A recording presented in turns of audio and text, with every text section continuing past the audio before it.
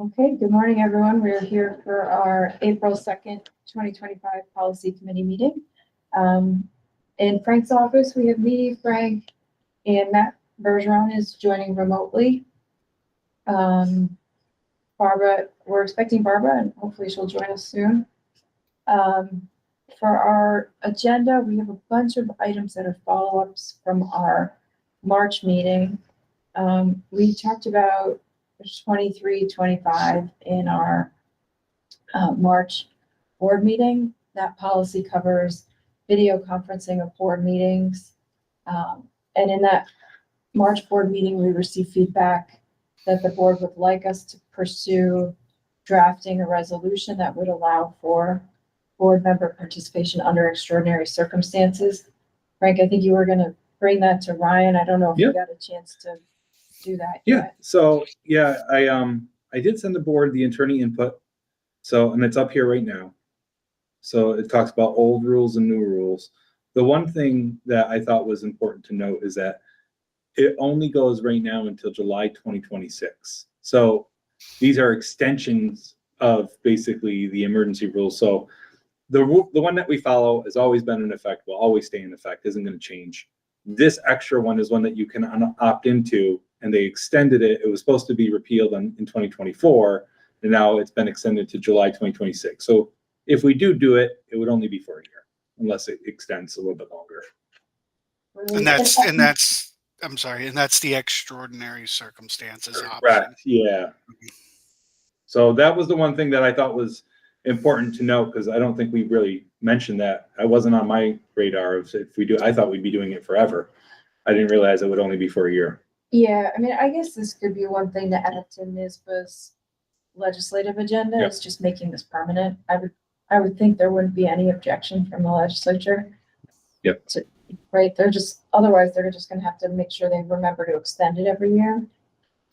One of the other things was, on the bottom, I asked for them to kind of like tell me what some of the like potential issues could be, and one of it really is it's the potential con is that it does require the meeting to be recorded, live streamed, and only for an absence due to extraordinary circumstances. So that's kind of what we were talking about. Is you don't have to live stream it every time, and people might get used to that, right? Mm-hmm. But so that could be like a con of it again. And the con is, if you're having an issue and you cannot live stream it, you cannot have it. So if you have a technical issue and you have a board member planning on to attend, and we're having technical issues because, let's be honest, they happen, then you can't live stream. You can't have them participate in the meeting. So it requires live streaming. Yeah, that's right. It requires live streaming and the ability.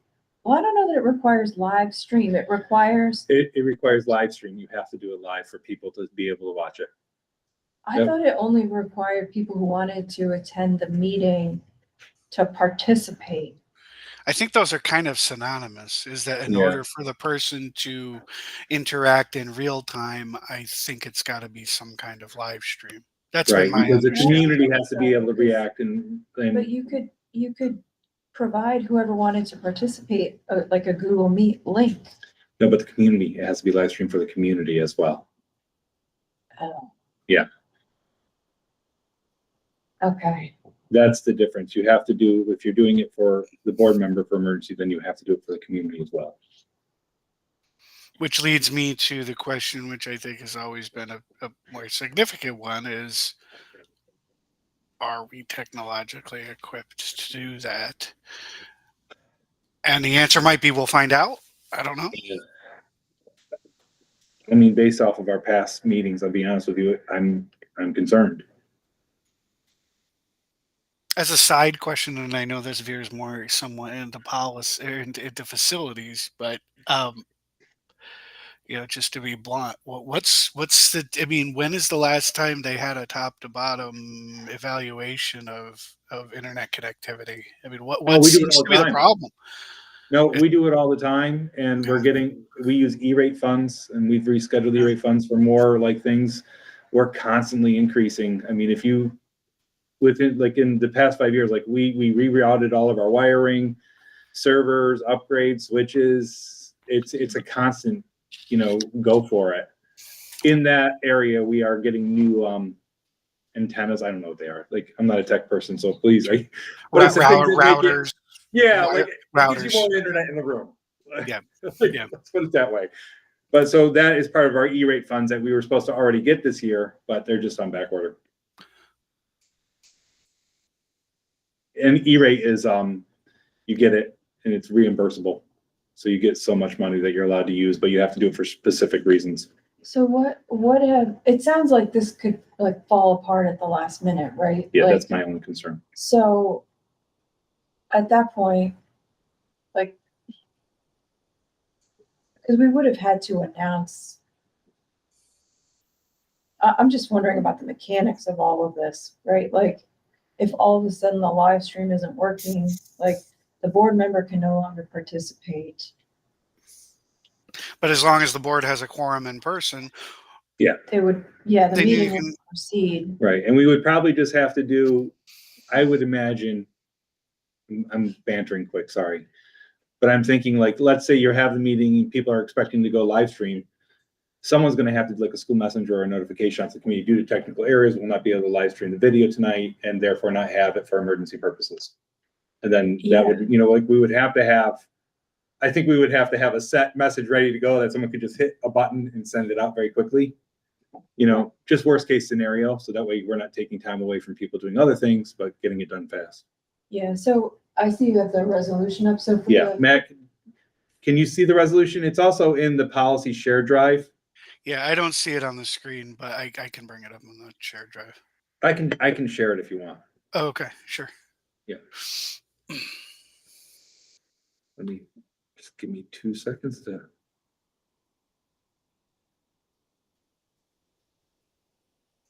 No, not that one. Oh my God. It's that one. There it is. Yep. Mm-hmm.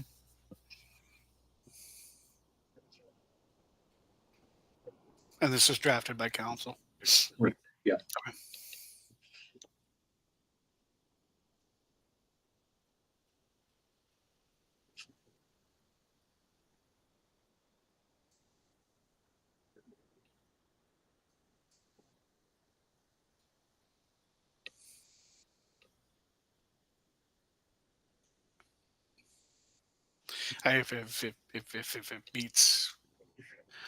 If it meets council's satisfaction, I'm not going to second guess that. I mean, it doesn't say anything about. The only thing I picked up on was that it doesn't say anything about the requirement of live streaming, but I think that's just baked into the 103A that's cited. Right. So,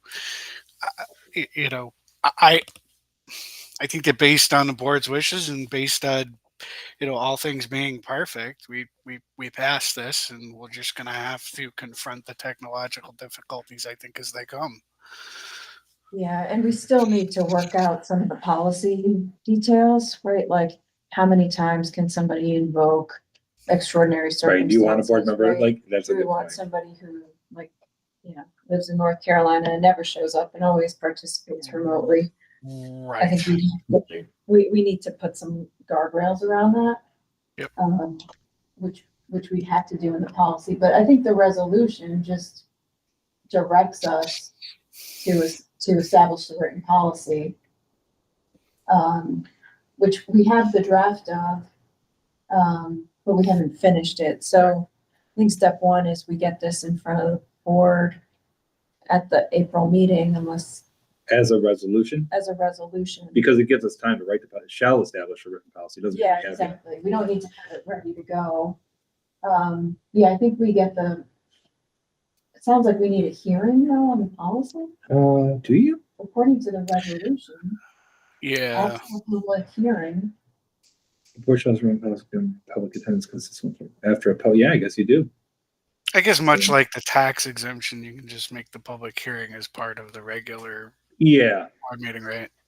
yeah, absolutely. I think so. Yeah, Yep. it doesn't have to be anything. You have to. The one thing we're going to have to remember, and I just because Jess isn't here, but I think we all need to just remember this.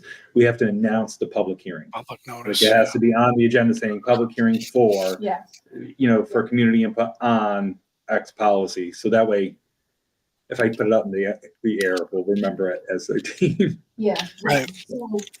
So I think I'm fine with this. I think it says everything we need it to.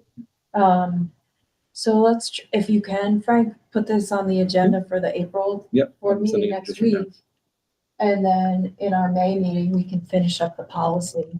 Can we actually shoot for, that's a question. Can we talk about a deadline of when we want to start this?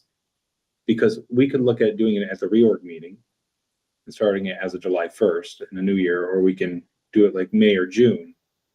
Yeah, I'm just thinking if we need to have the public hearing, don't we want to do a first read? Do you want to do it at at May when we're doing the public, So we, before the vote? do we already have a 23? Oh, yeah, we gotta do I it. think we do. We do. This is a second read. Yeah, so this would be. Yeah, so we already have a 23-25. So we could do it as a second read and the public hearing on the same day. Mhm. That would work. So we could do it at the July meeting. yeah. We just then wouldn't be set up for taking advantage of it at the July meeting Right. if we wanted to. Either June or July, June maybe. or July, I think, yeah. And then I gotta put on the CTS meeting. And by the way, like just for continuity purposes, like we don't know who's gonna be on the policy committee, right, for July? Correct. So, ideally June, so we get it done. Yeah. But Let's shoot for June. okay, I will look at the technical side and work with CTS because I don't know, maybe WebEx might be better for live streaming when we're doing it, just so I'd like to create a standard operating procedure, have it ready, have everybody have the piece of paper that says, when you have this, here's what tech's got to do, here's what so-and-so's got to do, just so no matter who's here, it's just mindless. right. And great, I mean, frankly, once we have all that set, we might just do it every meeting, right? Right. Like, it's just so public can participate during, Yeah, I think that's, right? well, Like, you gotta, I think that is the goal, right? Like, I think we'd have much greater participation at our meetings if people could just tune in from home. but then do you allow open public comment? I think you would, right? Because you only have to allow open public comment now. If you're, yeah, I Yeah. know, that's it. Even boards that, question yeah, because for- even boards that live stream now don't have to, and sometimes do not offer public comment. You want public comment, you come in person. Live stream, you can watch it as it's happening. So I'm not opposed to allowing public comment virtually. Yeah. I think it can be managed. yeah, I just think that we And- just gotta all have that on the same page. Yeah, I think it could work. Yeah, and WebEx allows a lot more control than Google does. So Yeah, I agree. Yeah, I mean, we would need the ability to like mute everybody as they come in and mute mics as Right. needed. Yeah, I agree. I think we could figure that out. it's technical. Okay. All right, so let me just make notes so I don't forget what we talked about. Yeah, please. That's The only thing that comes to mind on public comment in the virtual format is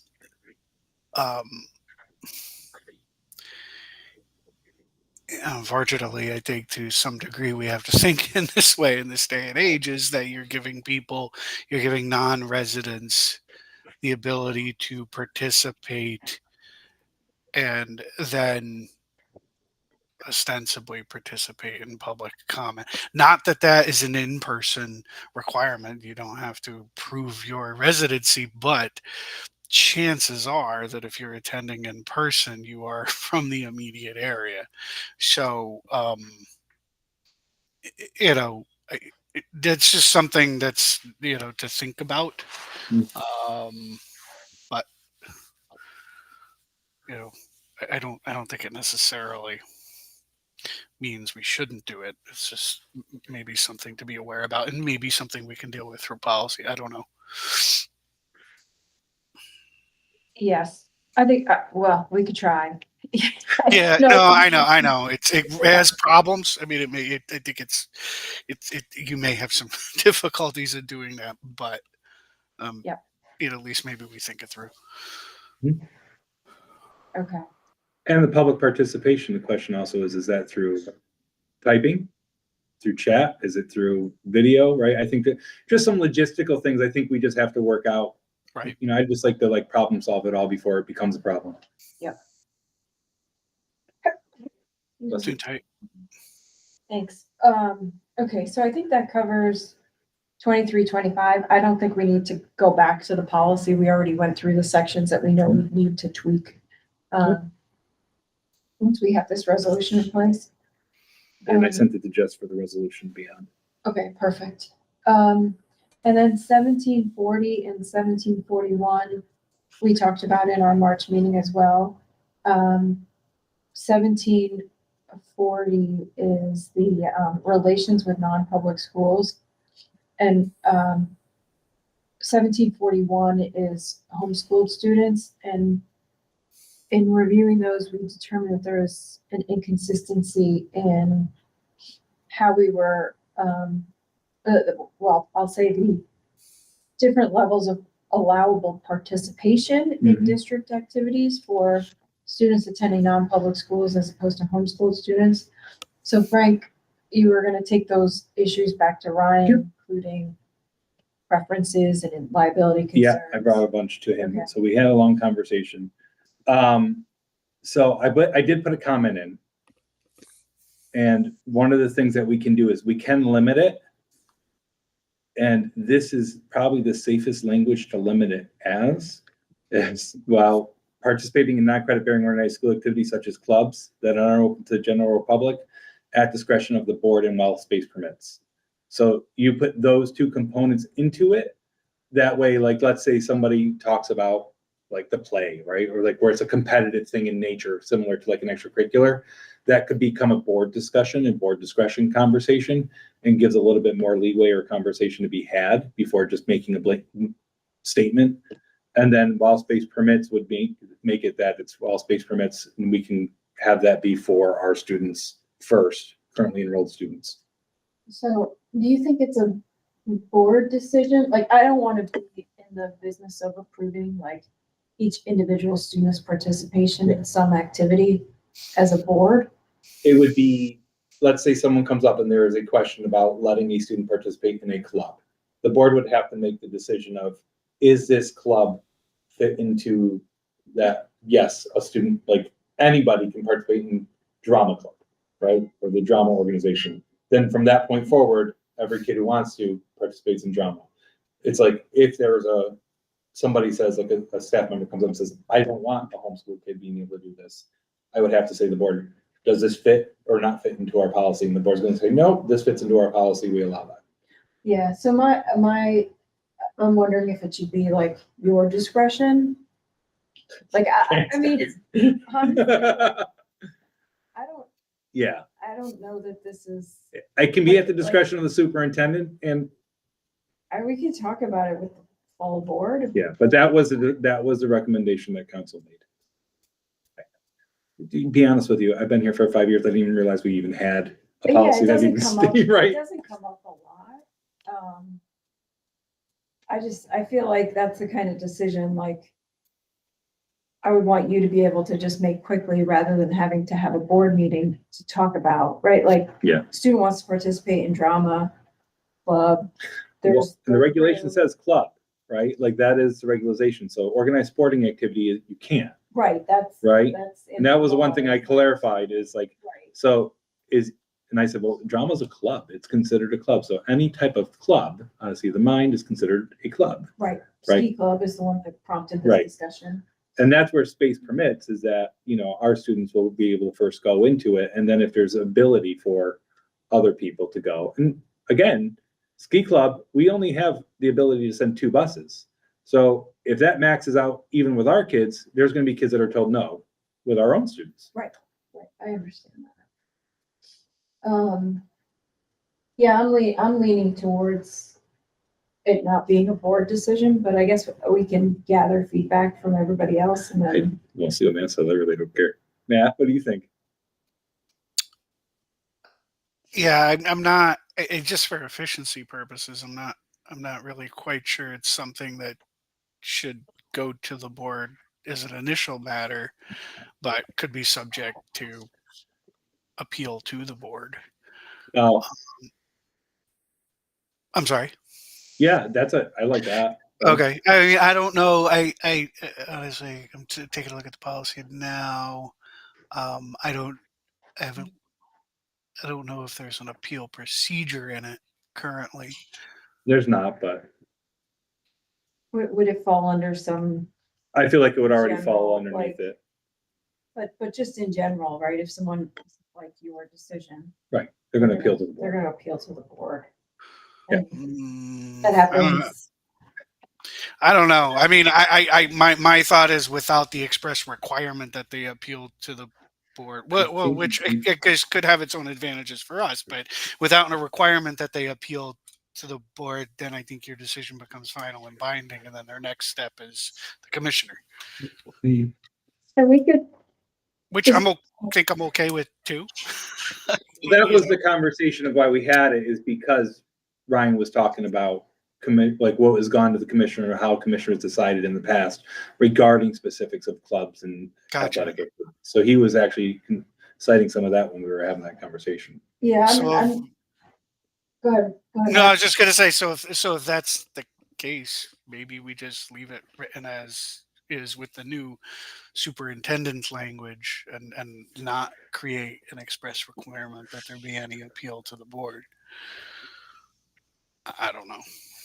I don't know that. I think we could, if we wanted to write an appeal paragraph, I would suggest we just break that out. Like, I think we could just separate it from the allowable activities in the draft. Oh yeah. I mean, I think it would probably be.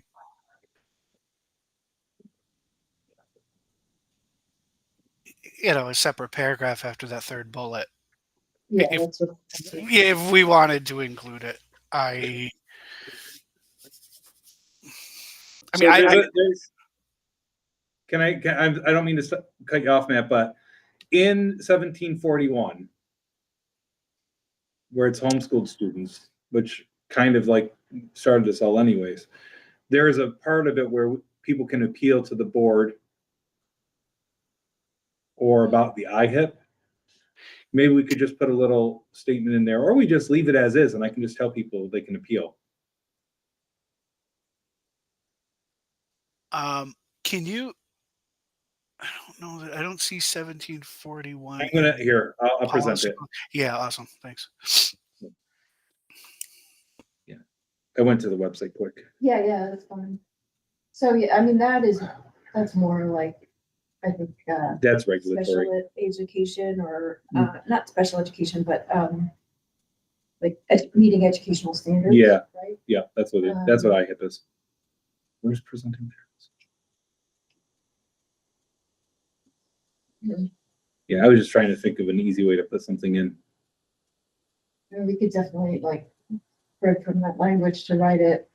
I didn't know if there was already a policy in place regarding appeals somewhere. That's what I was thinking is, don't we have like a. That's what I general, was. Like administration. Yeah, that's what I was quickly going through the handbook. So you think there might be a policy that, as a blanket matter, says any decision under the district's policies that's initially made by the superintendent automatically. Well, hold on. Here's one right here.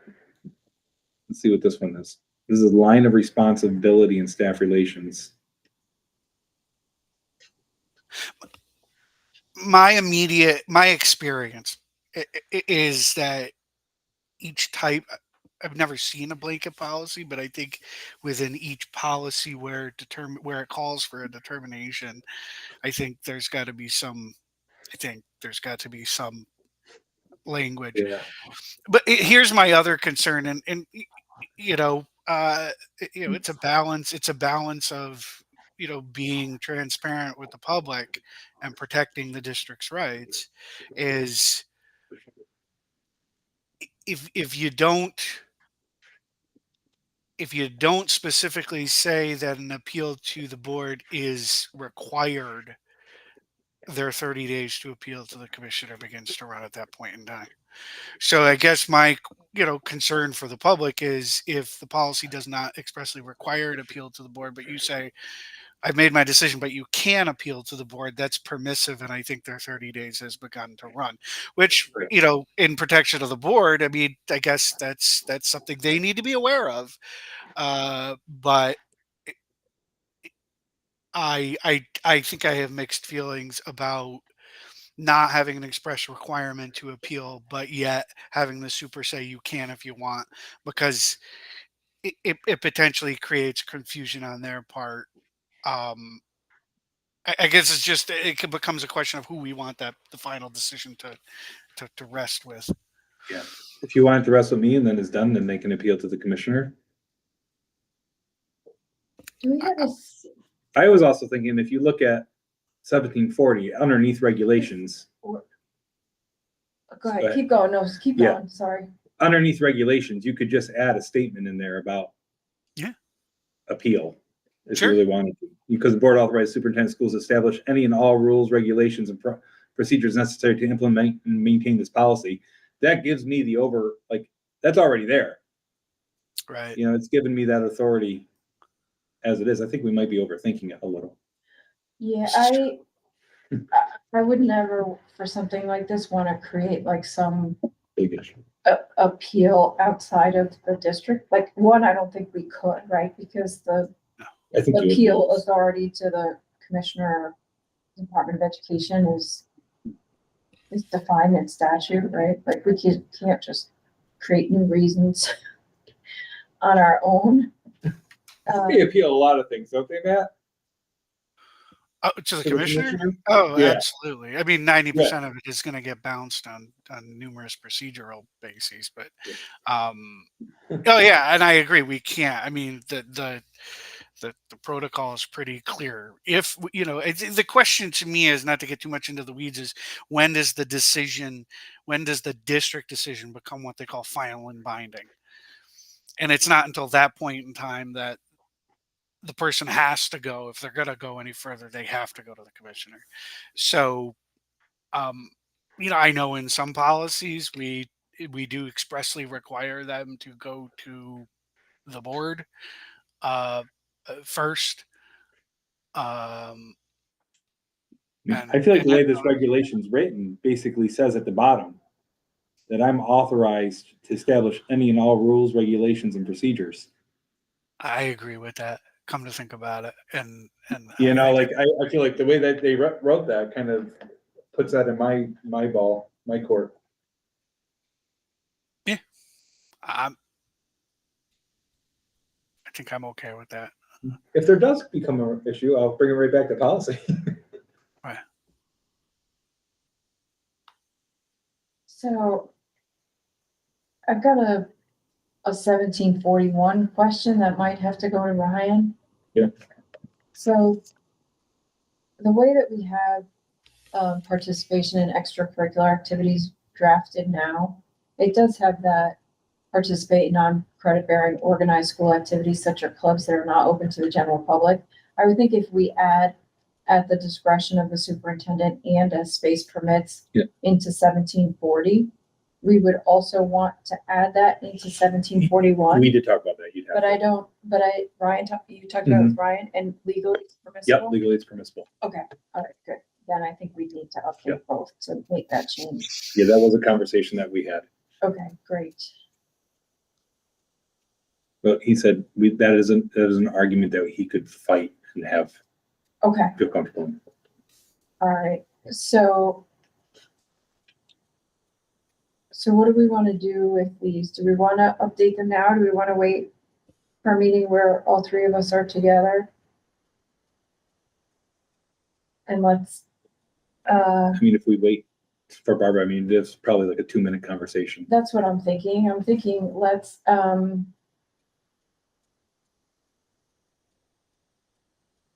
gonna just make notes in my, we're gonna add,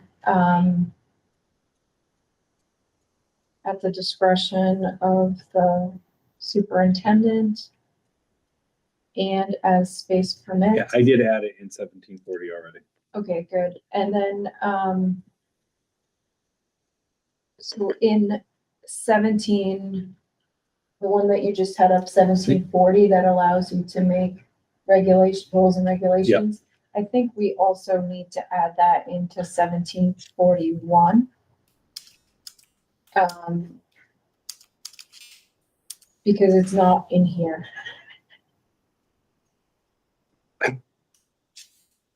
What's in here is the appeal process. Matt needs to step away for a moment. Oh, okay. I don't know if we can do that because it's followed by an IHIP.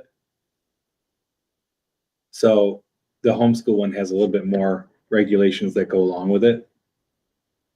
But do we put language in the extracurricular activities section? Yeah, To address that makes it, yeah. that you have the authority, Yeah, like underneath that section. right, in that section? Yep. Do we have a 1741? No, we didn't already.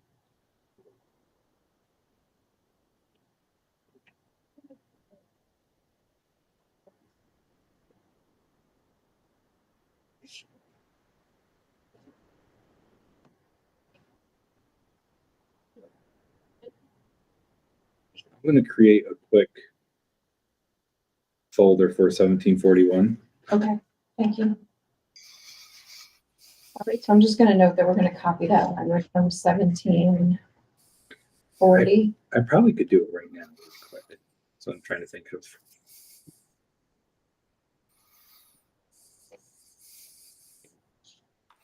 Okay.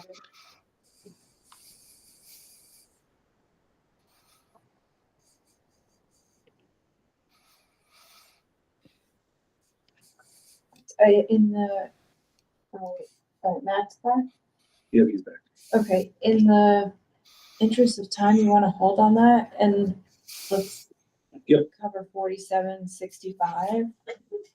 Yeah, so I spoke with the union, the VTA, and there were some, there are some labor management concerns when it comes to the remote learning component of it. But I think the bigger conversation is we're already doing all of these things, and I don't, like, we've been doing distance learning for ever, right? I don't know if you need a policy to do it. In our district safety plan, we have remote learning already in it, and we're required to have it. Yeah. Right, and it's posted on our website. So I don't know if this is a policy that is needed because it's been a part of everything that we've already been doing. So again, it's a local one, it's not a regulatory one. So I think the conversation really needs to be had is it really worth it to go through the policy and have it? Because we're already doing these things. We have the remote learning if needed as part of district safety. We already have been doing distance learning for ever here. Yeah. And the one component I think is important is, and the VTA is supportive of distance learning opportunities for students and for staff to be able to participate in with the understanding that it cannot remove a current position, right? We can't do distance learning to cut a math teacher, right? Like that, and I get that. I get it too. Yep. So my recollection of this one is there wasn't really anything controversial in it. The only issue was really the labor management concerns. Yeah, and that would have to be as the back end of when you develop it. Right, so, I mean, none of would any of the concerns that are raised in the policy have to be negotiated? Matt, that's probably more a question for you. Be agreed upon, because couldn't they be a change of working environment, Matt? Well, generally speaking, I'm not speaking to the specific changes in the policy, but certainly if there's I'll start from impact. I mean, if even if these things in here are something that as a management, as district prerogative that they want to implement, certainly if it has any impact on terms and conditions, then that's something that we'd have to bargain over. Right. But I, again, that's just generally speaking. As I'm looking at the policy, um, you know, I'm not seeing anything, and quite frankly, I would leave that to district council to opine on. But generally speaking, I mean, if there's something that there's either decisionally, does the decision to offer this have to be bargained, and then even if it doesn't, does the impact of the district's right to implement an operational change, does it impact the terms and conditions of employment? That's potentially something that could be an issue. So that's, yeah, I agree. I think like some of this would have to be bargained, like the requirement to teach during an emergency school. Like if we were to put that in the policy that the superintendent can require that, like, It's already in it. As part of the emergency plan, we're obligated by New York State to have a remote learning plan if they close school again. So they kind of have it already, so yes, okay. but yes, we But would, there could be other like terms and conditions around that. right. Well, the blended course is a big one, right? So like having kids in while other kids are there, like that is one that, I definitely know that would be a concern that would be brought up. So from the VTA's perspective, what did you discuss with them, like their thoughts on establishing a policy or just like the content of what's in the draft? I would rather actually invite Kelly. I wouldn't want to speak for her on this one, to be honest with you, if you wouldn't mind, like, No, I think that makes yeah, sense. because we had a conversation, I basically summarized it, but for specifics of it, I wouldn't feel comfortable in speaking on their behalf. I would rather have the president of the VTA speak on her behalf on that one. Like I said, this one's hard, right? Yeah. Because you have legal requirements. You also have like terms of employment that are negotiated. Well, it's impact bargaining. I think that would be the issue, is that we would really have to sit down, and if this were to happen, myself and Kelly would have to sit down and probably a team, like admin and units, and say, Yeah. if we were to do this, what would it look like? How would we be able to do this? And work together to gather input to create a solid plan on these things, which isn't unheard of, right? Yeah. But I think we would have to come to terms. Matt, do you agree or disagree with that based on your legal understanding of it? Yeah. I mean, let me back up and just ask a more fundamental question. So is this 4765 is this a new policy, or Yeah, we don't have it in our manual. you don't have it? Okay. Nope. And so the strikeouts that I'm seeing, if we don't currently have a policy, what are those changes that we've made to NISBA's proposed policy? I'm looking in the draft policy 4765. 4765. So I think those are strikeouts to the current NISBA draft policy, which we don't have. Which we So don't have. Okay.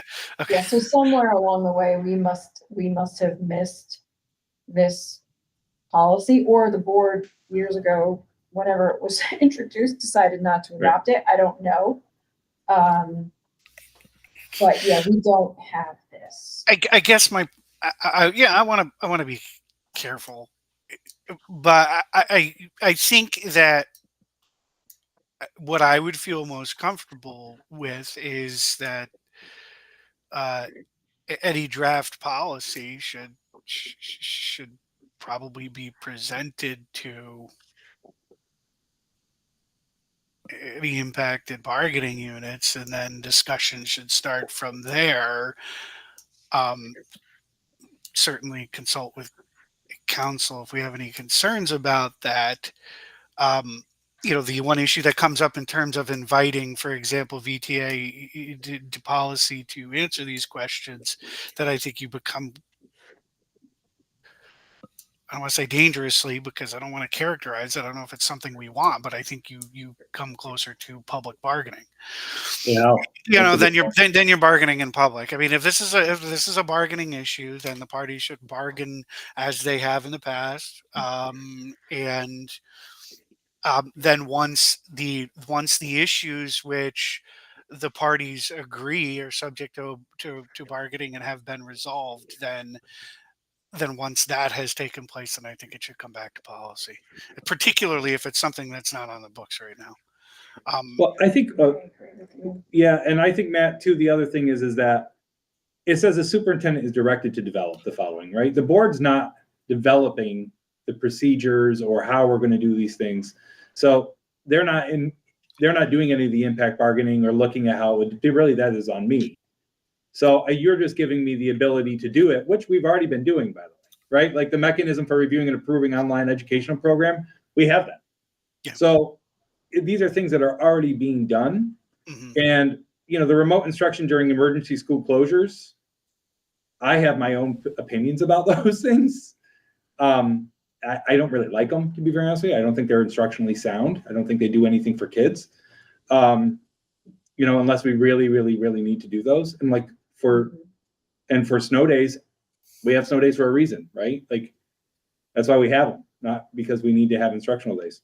So I think you can have a policy, but I think really the end all be all is it gives me a lot of control of developing what that looks like and working with the units and the buildings to really have like a shared decision on how we roll that out. Yeah. Go ahead, Matt. No, I think that's fair. I'm, in not putting aside kind of the pre-established bucket of knowledge that I have. I mean, just generally speaking, I think that's all very fair. In terms of how it plays out, we'll leave it to those involved. Yeah. So there is this, the last section talks about like expectations for students who are learning remotely. I almost feel like I don't know that you need a board policy to, like, other than outside of the code of conduct to tell students how to behave. So, maybe as part of the code of conduct review, we make sure that this. Or telling teachers how they have to teach, because it says number 6 is teachers must pay. Teachers must. Right? Yep. I agree. So, and maybe we look at when we do the code of conduct review, making sure that the expectations for student behavior, whether it's through distance learning or other, are covered under the code of conduct. I think for the most part they are. But maybe that's all we do with this. I don't. Yeah. I don't see the immediate need of it all. Yeah, I'm just concerned, like, if we should have a policy, like, if we don't do anything with it now, like, clearly we've missed updates on this over the years. Like, do we risk kind of missing something important later on? I don't know.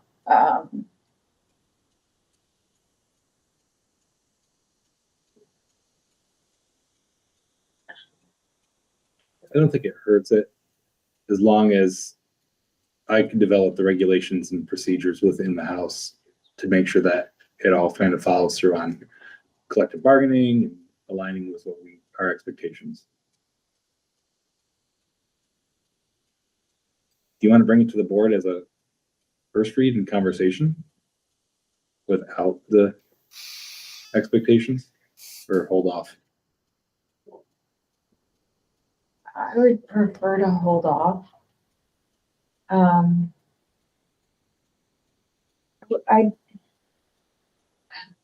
It sounds like we're all agreeing that we don't need this. We're not sure if we want this, because then it could implicate labor management concerns that we don't need to wade into because we don't currently Right. have any issues, right? Like, Yeah. and then like the student expectations piece, we can make sure is covered under the code of conduct, which I think is really where it belongs. And Yeah, I think at the end of the day, if this is setting out the procedures for a scenario which you as superintendent don't really see coming to fruition, why engage in why engage in bargaining over issues if the bargaining is required that are going to be unnecessary. Yeah, I don't know. I mean, that's the thing. We're already doing online courses, and the district's been doing them for years without a policy, as part of, basic practice. Right, and all, and I've got to presume that the respective collective bargaining units have asserted their rights where they think that they're implicated, and that seems, at least based on my limited time here, I haven't heard anything about that being an issue. So it seems enough that you leave well enough alone. that's where I'm coming out too. Okay, so I have notes here. So when we do review the code of conduct, which we're clearly not going to get to today, we'll look back at this one to make sure that we've covered like student expectations and behaviors. I can report out to the board at our meeting next week that we've reviewed this and we're not going to move forward with drafting a policy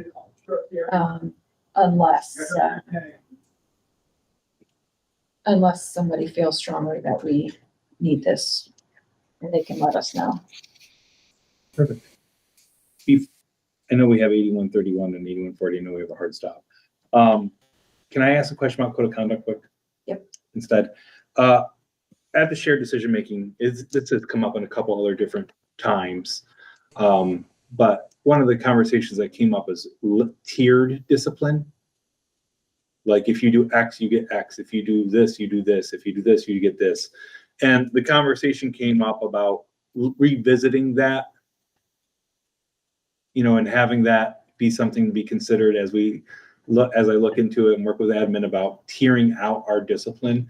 And code of conduct was given to us from Niskayuna, and they have it, but there's leeway or conversation. I can share it with you. I just want to know your feelings as a board. Like, is that something that the board, we can come back to this. I want you to think about it.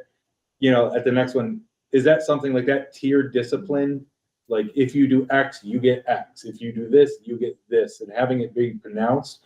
Or do you want that like levels? It could be this to this, How does it currently read? It reads like that, but it gives leeway to the administrator, right? And I don't think it really talks about scaffold discipline. And I think that's something that we should be that needs to be in there a little bit more, is make it a little bit more clear that, the administrator will utilize scaffold disciplining, meaning, lower to higher components to be able to deter behaviors. But it's not as explicit as it is in some, right? I've seen some code of conducts, you skip 5 classes, you get 3 days out of school suspension. I do not think that's good. That does nothing but increase dropout rates and your suspension rates. And it can be disproportional too. So just something to think about. And RJ, I saw you shaking your head on that one too. Yeah, I mean, when we went through the code of conduct last year, it was over the summer, I think, Yeah. and we invited the administrators in. And even before that, I felt like we had spent a lot of time on the discipline procedures, and we were, I think, as a board, leaning towards something that was less prescriptive to give administrators the discretion to handle cases as they come and give them whatever heavy or light touch is needed. I think that's probably where we still are. That's where I still am. Yeah, I haven't seen any big shifts in that conversation. Is there a The reason reason? why I asked, go ahead, Matt. Sorry. Yeah. Oh, you think you were just about to answer it? The reason you ask, I was going to say, what brings this up? The reason why I asked is because I do believe in a shared decision-making model of getting input from all stakeholders and having conversations as we look into that. I think it's important, right? And it can uncover issues.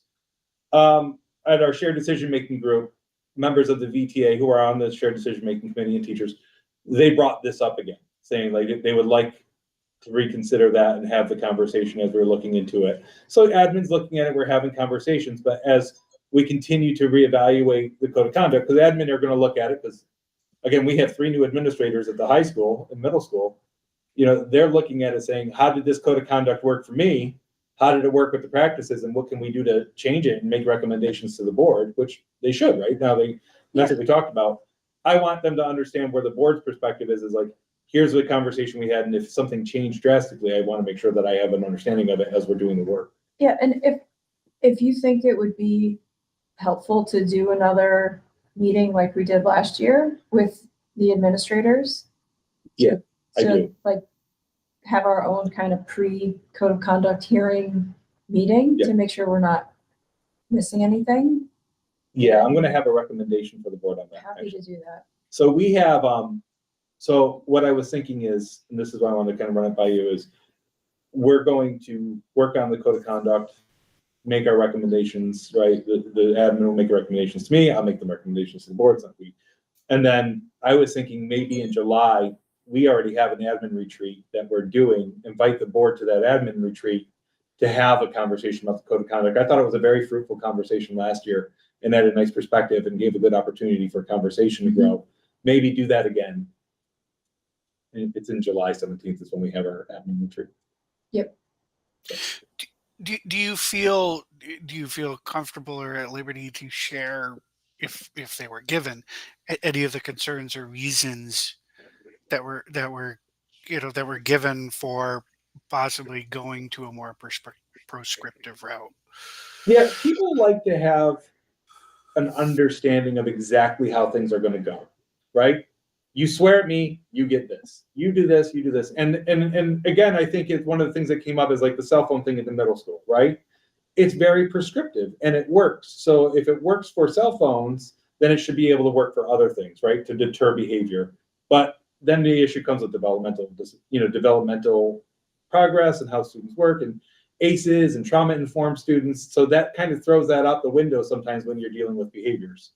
But that's what it comes from. It's like, it's pretty rigid with cell phones, and that rigidity really helps the behavior for some kids, not all kids. Yeah. So the perception is that that's positive. I mean, I'd have to take a look at how it's written. I mean, one thing that comes to my mind, and it may very well be written this way now, is that to maybe tweak the language that creates a presumption, unless other factors are present, which may be how it's written now. I'm not gonna. I mean, I have my own initial thoughts. I'm usually pretty skeptical of really inflexible prescriptions in terms of this happens here and this happens here. If it's something that, yeah. One of the things that they brought up is they're like, we don't want zero tolerance, which is good, right? Like that was the thing. So I think finding that happy medium and understanding it and creating a better shared vision of it too, it's an opportunity to say, yes, here's a code of conduct, here's the language, tweak it or not tweak it. But then communicating that clearly is going to be helpful as well for the staff to do. Right. But, and then the other thing I'd say is just to be clear, I mean, I certainly do appreciate and I agree with your approach of the shared decision making, because it's important to have all impacted parties, have a say and to be heard and to have those concerns considered. So, I mean, I look forward to the conversation. Thank you for raising it. Yeah, and I think we're going to be ongoing because we're starting this earlier than usual, which I'm happy about. So I think we're going to have some really good, fruitful conversations because the individual building level leadership teams are also having conversations too. So I think it's gonna be very helpful to get all this information together, and when it comes to me, I think it'll be good. Okay, and then, Matt, you have to jump, so just some planning for May. I think we'll finish up the policies that we've talked through today. Then we will, I think, jump into the required review list. Yep. And knock those out. And then if we have time, I think we start to jump toward the, valedictory class Okay. and, are we ready on grading No, policy? that's gonna be next year, if Okay. you don't mind. Okay, all right. Yeah, I don't think we're ready to really tackle that this year. I would like So- to, Yeah, so that's fine. So we have, I think like valedictory class, we also have like a NISBA update on graduation ceremonies. So yeah, did that, live well- again? I don't think we ever got to that. I thought we did. So let me double check that, but, no, we haven't gotten to that. There's graduation ceremonies, diplomas for students with disabilities. So we've got another section that's on like graduation type policies that maybe we can start in May, if we have time. Okay, Alright. good. Okay. All right. Well, Thanks, Matt, for joining. hey, no problem. Thanks everybody, and have a good one. Yeah, I see Okay, it. you too. Bye-bye. Bye. All right, that adjourns